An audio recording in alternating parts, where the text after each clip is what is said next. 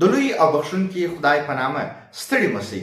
د ډېر وخت څخه مې یو موضوع په ذهن کې راګرځي. زه غواړم د هغه زده کوونکو یا د هغه محصلینو سره شریکه کړم کوم چې په خارج کې زده کړې کوي یا د هېواد څخه بهر زده کړې کوي، که عصري علوم او که دیني علوم. د دیني علومو د زده کوونکو یا محصلینو دپاره زما مشوره دا ده چې تاسې زده کړې په عربي ژبه باندې وکړئ. لومړی عربي ژبه زده کړئ. ولې؟ په دې خاطر باندې چې قرآن عظیم شان په عربي ژبه باندې دی. د هغه تفسیر چې ته کله په خپله ژبه باندې کوې په ډېره اسانۍ سره کولی سې. احادیث په عربي ژبه باندې دي.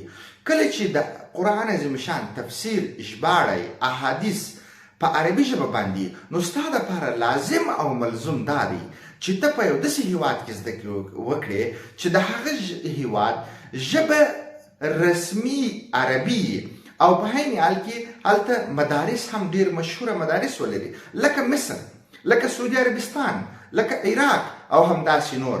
نو زما مشوره دا ده هغه محصلین چې غواړي زده کړې د هېواد څخه بهر وکړي، نو هغه دپاره بهتره دا ده چې په همسایه هېوادونو کې زده کړې ونه کړي. ولې زده کړې په همسایه هېوادونو کې ونه کړي؟ په دې خاطر باندې چې هلته دوی زده کړې په عربي ژبه باندې نه کوي، دوی د هغه هېواد په رسمي ژبه باندې زده کړې کوي. نو د دې دپاره معلومات یا زده کړې هغه لومړنی لاس نه دي، هغه چې شي دي هغه ته موږ سکندري معلومات وایي، یعنی د دوهم لاس ډیټا ده یا د دوهم لاس معلومات دي.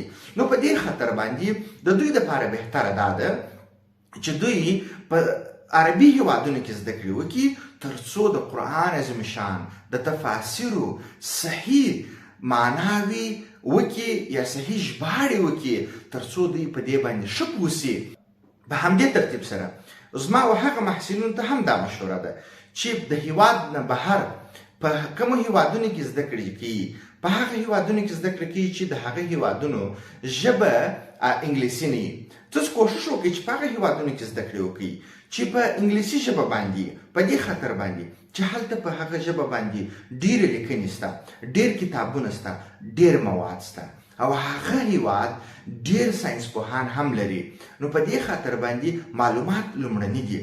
ته کولی سې چې په اسانۍ سره په موضوع باندې پوه سې. کله چې ته په پوه سې دا ستا دپاره لومړني معلومات دي. نسبت و هغه هېوادونو ته، کوم هېوادونه چې اوس د پرمختګ په حالات کې دي، په هغه هېوادونو کې تاسو کوښښ وکړئ او هلته د انګلیسي ژبې سهولیتونه هم نه وي، نو تاسو کوښښ وکړئ چې په هغه هېوادونو کې زده کړې وکړئ د هغه اکاډمیکه یا علمي ژبه یې چې شي انګلیسي.